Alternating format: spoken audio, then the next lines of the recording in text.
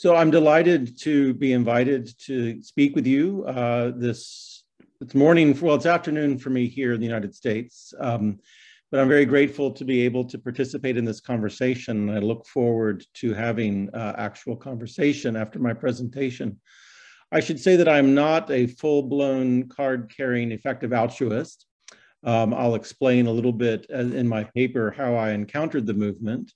And why I'm interested in it. But I would say that I'm an interested observer.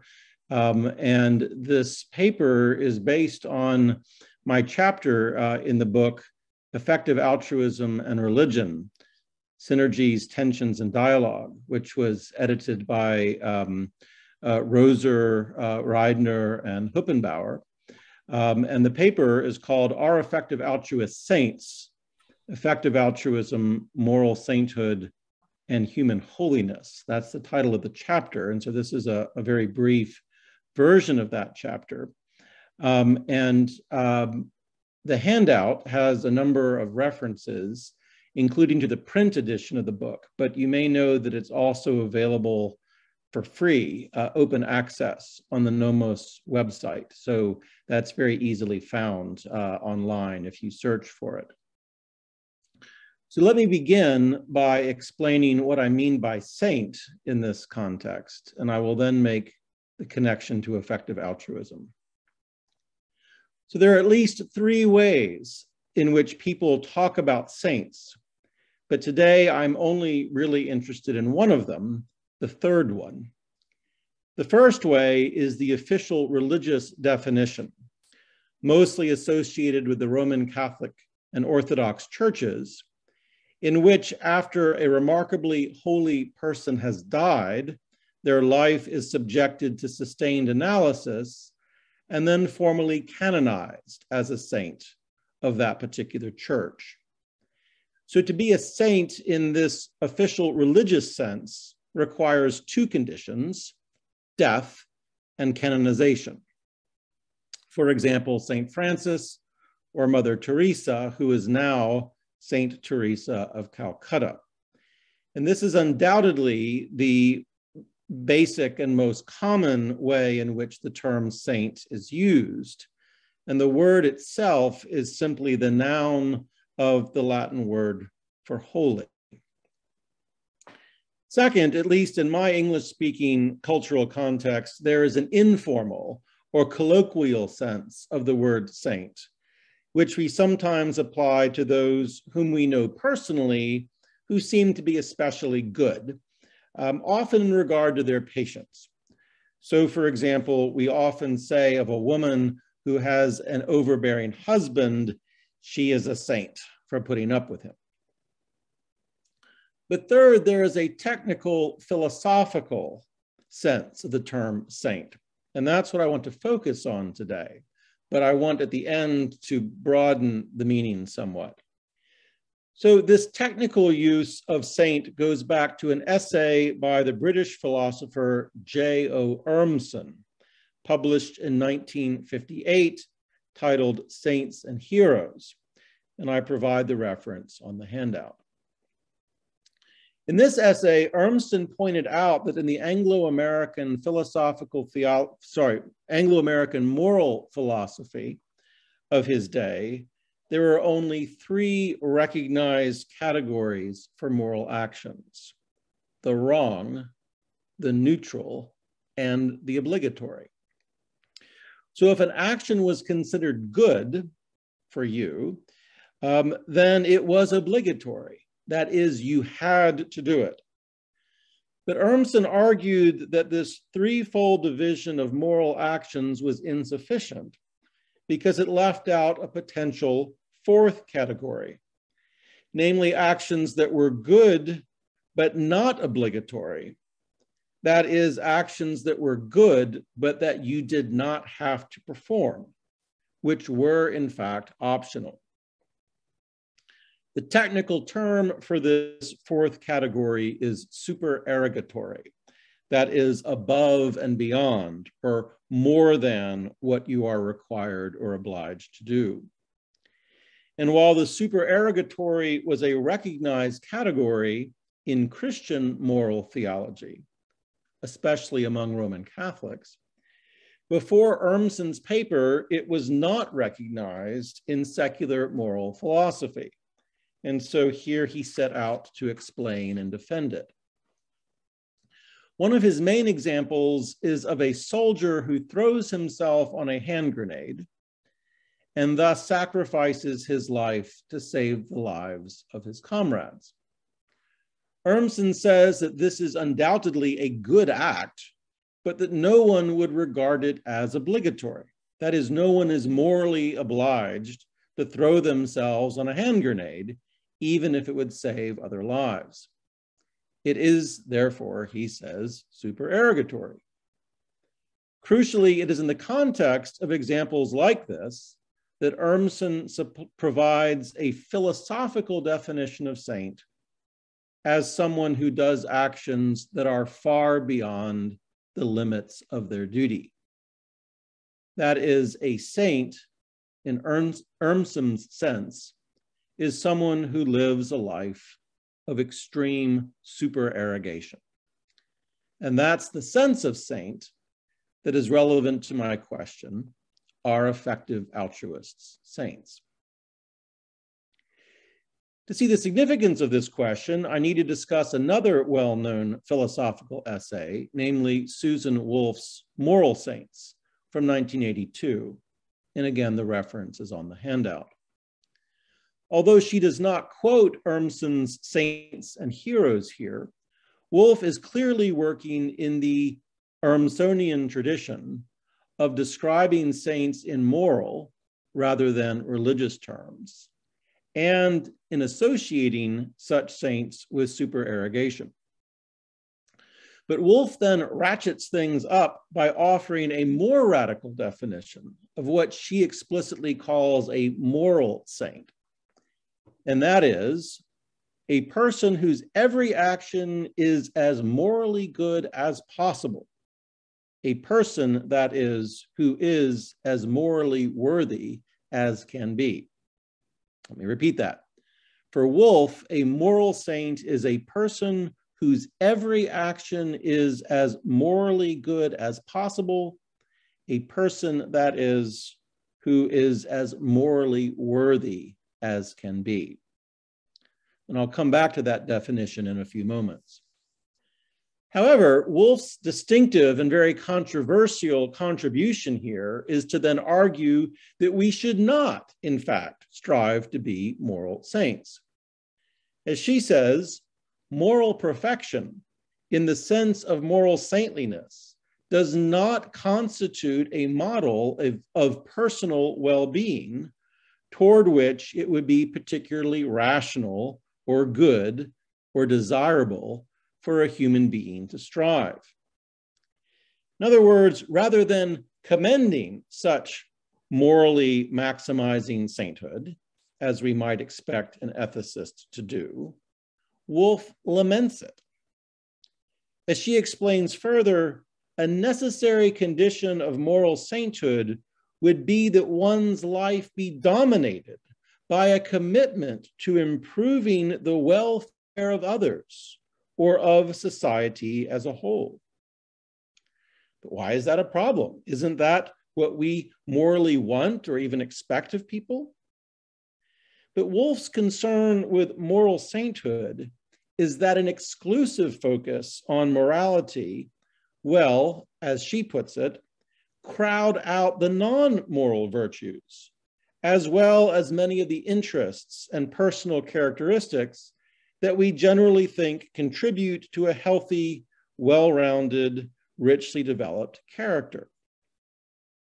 So she says, for the moral saint, all non-moral excellences, such as literature, music, art, gourmet food, wit, games, and athletic ability, must be measured against, as she puts it, possible alternative beneficent ends towards which these resources, that is to say, resources of time, energy, and money, might be put.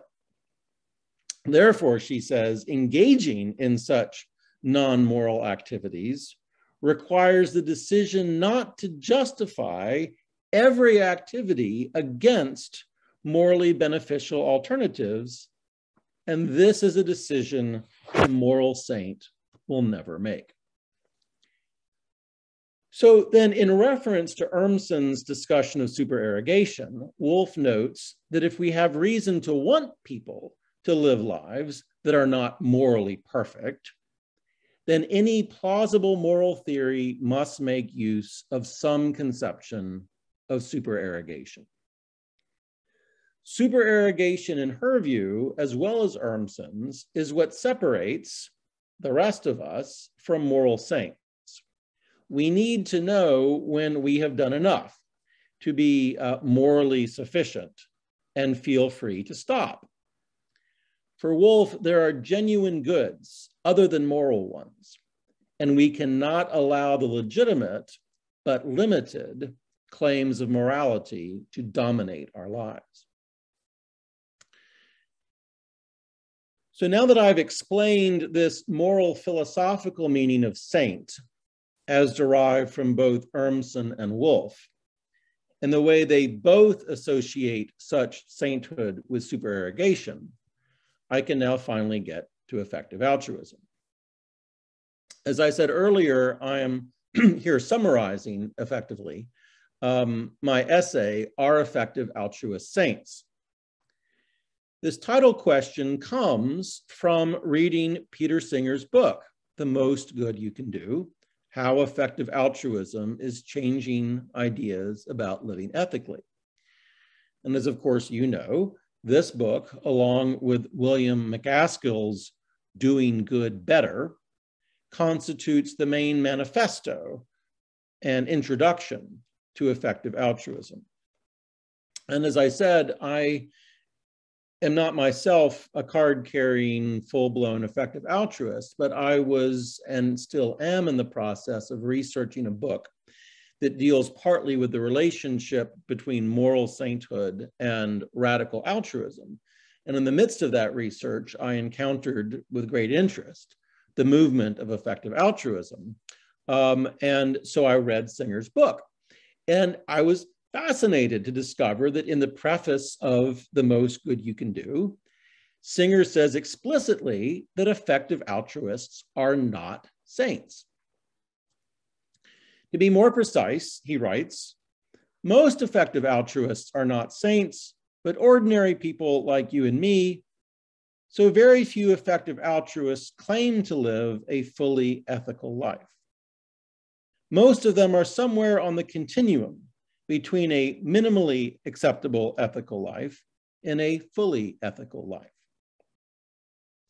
In chapter 1, he explains further that while doing the most good is an important part of the life of every effective altruist are real people, not saints, and they don't seek to maximize the good in every single thing they do 24/7. As we shall see, typical effective altruists leave themselves time and resources to relax and do what they want. So in the paper, Are Effective Altruist Saints?, I argue that while he does not cite either of them directly, Singer is here alluding to and responding to the earlier arguments of Urmson and Wolff. And I won't go into those textual details here, but I do want to lift up two related issues for our further consideration. The first issue is the shared connection or relationship between sainthood and supererogation. Urmson and Wolff and Singer all agree that saints in this moral philosophical sense exhibit supererogatory goodness, at least in theory. Whether it actually is exemplified or not is another question. That is, whether such saints exist is debated, and Singer denies that they do. But Singer agrees that if saints exist, then they exemplify supererogatory goodness. Saints exceed their moral obligations or duties. And I will come back to this in due course.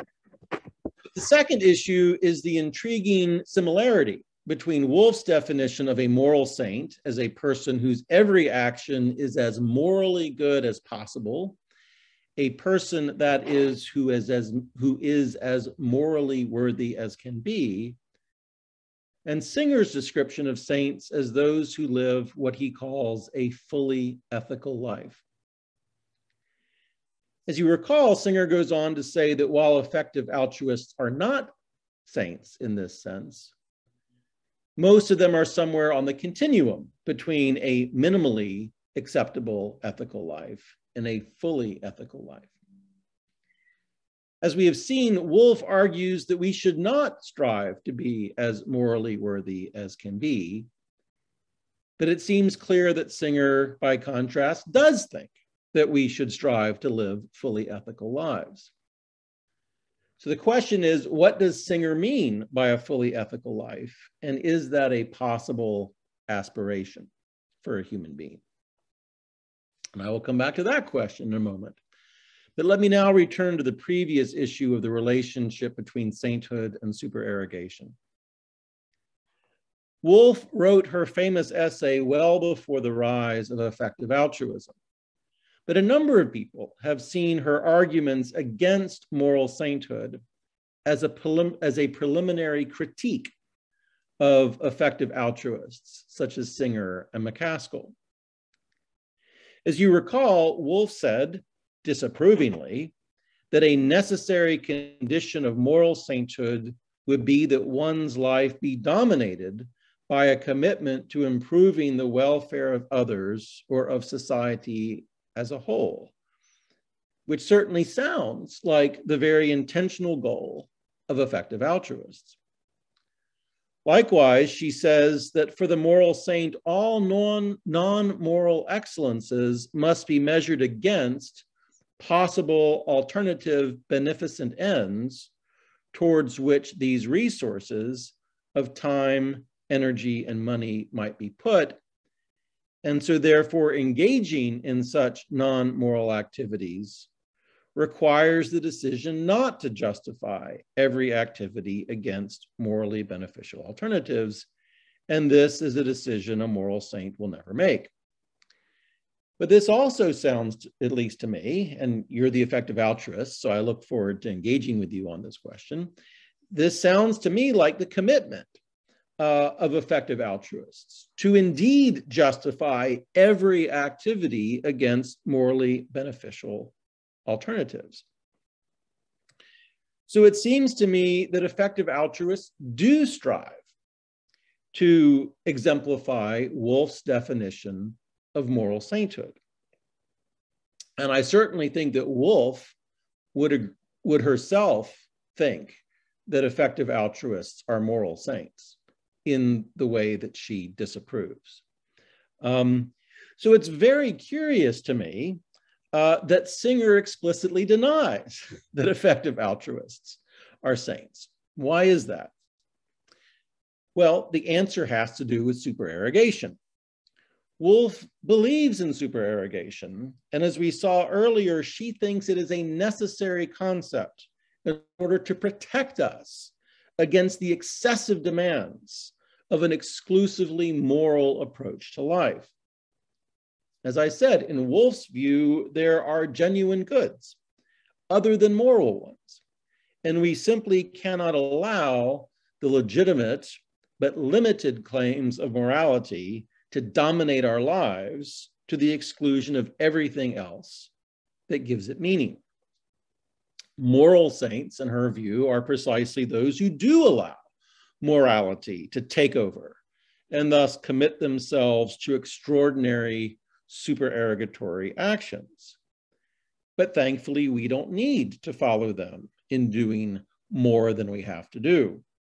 Let the saints be supererogatory while we can get on with our morally good but not saintly lives.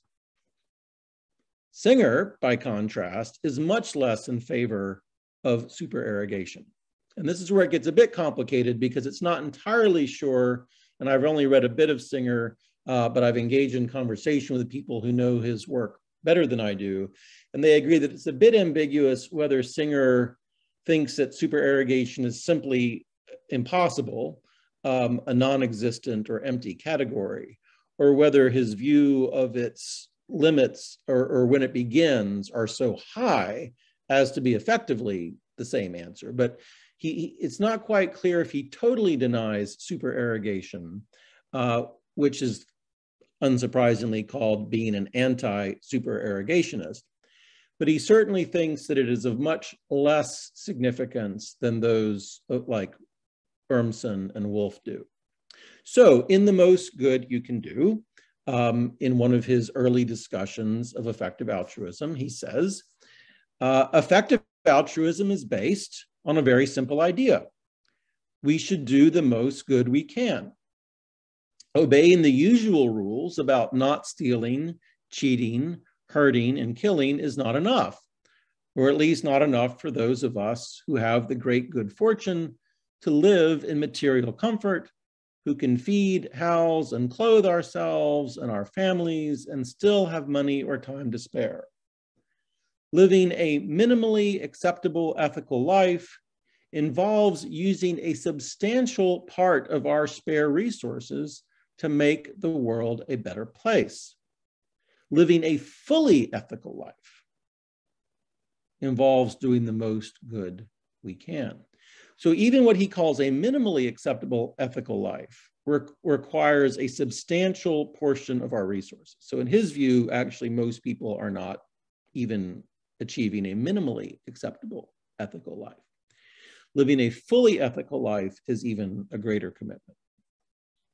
So this answers my earlier question about what Singer means by a fully ethical life. It means doing the most good we can, even if that means much more effort and self-sacrifice than is common in our society.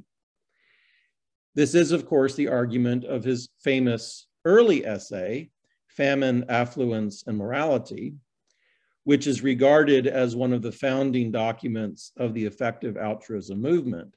And as I go into some detail in the published version of this paper, it's actually a specific critique of Urmson's article that I mentioned earlier, but I won't talk about that now. But if we are morally obligated to do the most good we can, or if, as he puts it in Famine, Affluence, and Morality, if it is in our power to prevent something very bad from happening without thereby sacrificing anything else morally significant, we ought morally to do it, then it seems that supererogation has pretty much vanished from the scene. And if saints are those who perform supererogatory actions, then if supererogation vanishes, so do saints. I thus think this is the real reason why Singer says that effective altruists are not saints. He probably doesn't think that supererogatory goodness exists in the first place. In other words, he agrees with Wolf's definition of moral saints, but unlike her, he both commends it and doesn't think that anyone actually achieves that status, because it is impossible, in fact, to exceed the high demands of moral obligation. So, are effective altruist saints? Given the Urmsonian philosophical definition that I've been working with, that associates sainthood with supererogation, Wolf would say yes, disapprovingly. Effective altruists are saints. Singer would say no, disappointedly. Such sainthood is an empty category. But this raises two final questions that I will seek to answer before concluding. Should we accept the Urmsonian definition to begin with? And regardless of that question, regardless of our answer to that question, what should we think of supererogation? As for the first question, I argue that we should not, in fact, limit our understanding of sainthood to the moral Urmsonian definition. On one hand, I agree with Urmson that there is a philosophically interesting concept of sainthood that is not reducible either to the formal religious sense of dead canonized Catholic or Orthodox saints, or the kind of casual colloquial use that we often refer to someone as a saint as. There is something between those two, or different than those two, which I think is worth exploring and engaging with. But I propose that we should expand that philosophical understanding of sainthood to include what we might call holiness and not just morality. Now, holiness is itself a very complicated category that I can't do justice to here. And in the interest of time, I'm going to summarize quickly what I have here, and that's largely drawing on the philosopher Robert Merrihew Adams. Again, this is on your handout. He has an equally famous essay called Saints in Response to Wolfe, in which he basically, I'll just quote the central passage here. In response to Wolfe, Adams says that sainthood is a religious concept, not just a moral one. And so this is my quote from him. If sainthood is essentially a religious phenomenon, it is reasonable to seek its central feature, at least for theistic religions, in the saint's relation to God.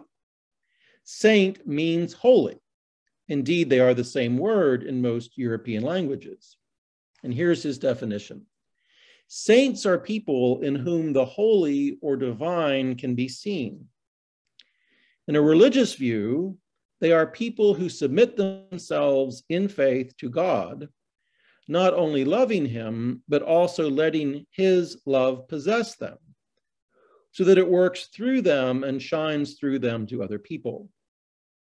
What other interests a saint may have then depends on what interests God has, for sainthood is a participation in God's interests. So what Adams is doing here, I think, is trying to rescue the concept of sainthood from the people like Urmson and Wolfe that want to reduce it to a purely moral category, and to also understand it exclusively in supererogatory terms, and saying saints are those in whom God can be seen, and sainthood is a participation in God's interests. So what are God's interests? Is God only interested in morality? Or is there a wider way in which people can be saints reflective of the interests of God? And we can come back to that. But I want to move on to the other question, which is, well, what about supererogation to begin with? I mean, are we going to, what do we think of that as a proposal? As already noted, supererogation is a hotly debated concept in philosophy, but it is also a debated topic in theology. I mentioned, I think, that it is a well-known concept in theology, but my tradition, the Anglican tradition, is formally committed to the view that supererogation is impossible. It's part of the 39 Articles of the Church of England.